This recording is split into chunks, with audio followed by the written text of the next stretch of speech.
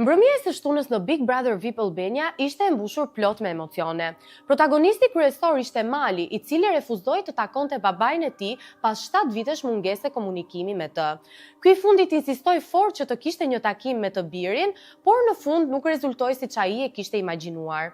Pas përfundimit të spektaklit, babai i Malit akuzoi ish bashkëshorten e tij si arsyen kryesore se pse ai nuk takohet me fëmijët e tij. Madje e cilsoi këtë të fundit si një mësuese të keqe.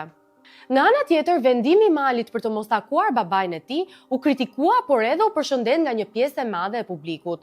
Gazetarja e njohur e showbizit Fatma Xhialiu pati një postim mjaft të fortë në Instagramin e saj, ku u shpreh se sa mirë bëri që nuk e takoi babain e tij Mali, sepse babai i Malit sipas saj ishte një njeri i cili konsumonte alkool, luante bixhoz dhe ja ka bërë jetën shumë të vështirë Malit dhe familjes së tij.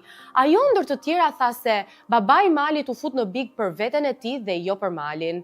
Ju si e mendoni, a ishte i drejtë vendimi i Malit për të mos e takuar babain e tij? Komentoni më poshtë.